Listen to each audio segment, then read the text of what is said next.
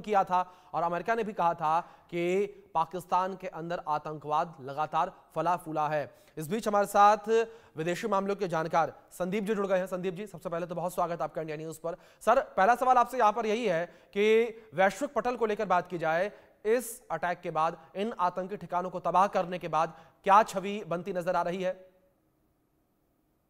देखिए, भारत की छवि तो वैसे ही जैसे कि पहले थी। और जी क्योंकि पहले मैं इसलिए कह रहा हूं कि भारत ने ये क्लियर किया था ग्लोबल कम्युनिटी को कि हम आतंक को खत्म करेंगे, आतंक को पनाह देने वालों को खत्म करेंगे। जी और सबसे पहले उन्होंने आतंक को खत्म किया। जैसे कि हमने देखा कि जो दो बड़े सेंटर थे पिछले 30 सालों से, जो भारत की सोसाइटी को, भारत के एज ए नेशन को डिस्टेबलाइज कर रहे थे, तो उनको मारा। सबसे पहले आप देखिए कि मसूद अजहर किस प्रकार से वो रो रहा है कि आखिर मैं भी मर जाता, उसका पूरा परिवार नष्ट कर दिया गया।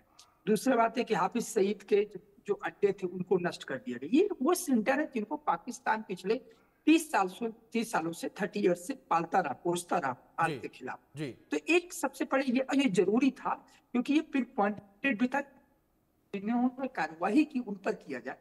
और दूसरा मैसेज ये दुनिया को हमने दिया कि देखिए, जी हमने हमने तो यही कहा था कि वॉर ऑन टेरर। हमने तो यही कहा था कि 2001 में जब अमेरिका पर आक्रमण हुआ था, तो ये दुनिया का पहला मुल्क था जो अमेरिका से हाथ मिलाया था जी और बोला था कि हम वॉर ऑन टेरर को ग्लोबल इशू मानते हैं और इसके खिलाफ की लड़ाई में आपके साथ है। फिर 2001 में भारत में हुआ, फिर इसके बाद एक सीरीज है, फिर हमने 2008 में देखा, फिर पुलवामा देखा। तो एक तरह से पाकिस्तान इन इन लोगों के सहारे जो है अपनी पॉलिसी को फ्लरिश कर रहा था। जी वो नष्ट किया गया। उसका मैसेज ये गया कि जिनके सहारे आप अपने फॉरेन अफेयर्स को, फॉरेन पॉलिसी को लीड करते हो, हमने उसको तोड़ा। जी दूसरा सवाल यह है कि अब पाकिस्तान की बारी आई है, तो जी अब उस पर हम वेट कर रहे हैं कि आखिर वो क्या करता है। और मुझे लगता है कि वो इंतजार इसलिए नहीं कि हम अपनी तब रणनीति बनाएंगे, रणनीति पहले से बनी हुई है, जो स्ट्रेटेजिक कैलकुलेशन पहले से तैयार है। बस ये है कि यदि उसका कोई जवाब आता है तो फिर उसको अच्छे से उसको रिटेलिएट नहीं किया जाएगा, बल्कि उसको रिस्पॉन्ड किया जी जाएगा। भारत इस बार रिटेलिएशन नहीं किया, रिस्पॉन्स किया।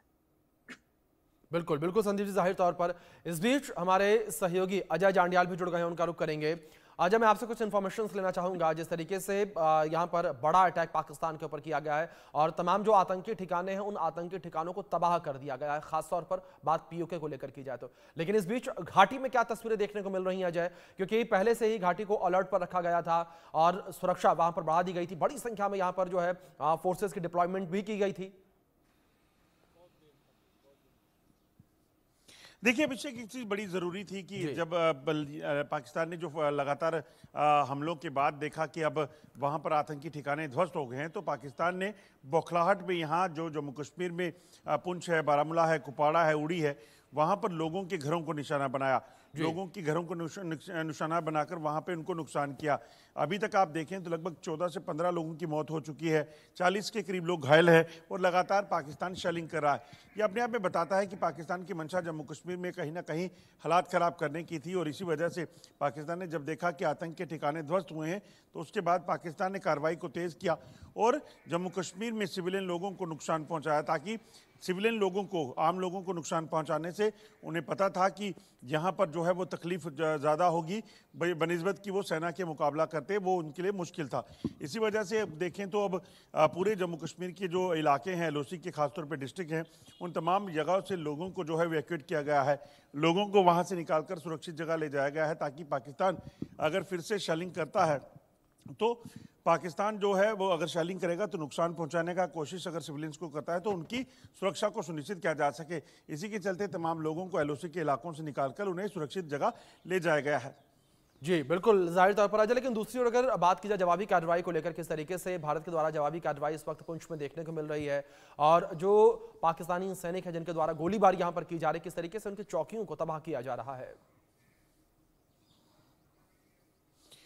देखिए एक चीज़ बड़ी साफ है, जब जब अगर पाकिस्तान यहाँ मासूम लोगों को निशाना बनाएगा तो पाकिस्तान को उसका खामियाजा भुगतना होगा। वही चीज़ें हमें देखने को मिली हैं कि पाकिस्तान की जो कार्रवाई हुई, पाकिस्तान ने जो फायरिंग की, उसकी जवाबी कार्रवाई में भारत ने भी जो है, भारतीय सेना ने जवाब दिया है और पाकिस्तान की कई चौकियों को नष्ट कर दिया है। पाकिस्तान में भी काफ़ी नुकसान जो है उनको उठाना पड़ा है, कई पाकिस्तानी सैनिक इसमें मारे गए हैं। मगर सबसे बड़ी बात है कि वो नुकसान दूसरी तरफ है, इस तरफ जो नुकसान हुआ है सिविलियंस का, वहाँ पर जो है वो काफ़ी कहीं ना कहीं लोगों में परेशानी है। लोग इस चीज़ को लेकर चिंतित हैं कि अगर पाकिस्तान इस तरह से करेगा तो और नुकसान उनको हो सकता है। तो ऐसे में प्रशासन की तरफ से एहतियातन लोगों को उन इलाकों से निकालकर सुरक्षित जगहों में पहुँचाने का सिलसिला जो है वो तेज़ किया गया है। बिल्कुल। आज आप बने रहे मेरे साथ। इस बीच दीपक का रुख करूंगा मैं। दीपक, अगर बात की जाए घाटी को लेकर, जिस जगह पर आप मौजूद हैं वहां पर क्या स्थितियां इस वक्त देखने को मिल रही हैं? किस तरीके से सुरक्षा के इंतजाम किए गए हैं और किस तरीके से लोगों के बीच अलर्ट जारी किया गया है? देखिए, जेकेपी और आर्मी और उसके अलावा जो तमाम दूसरी कंपनियां उन सबको उतारा गया है और सबसे महत्वपूर्ण बात यह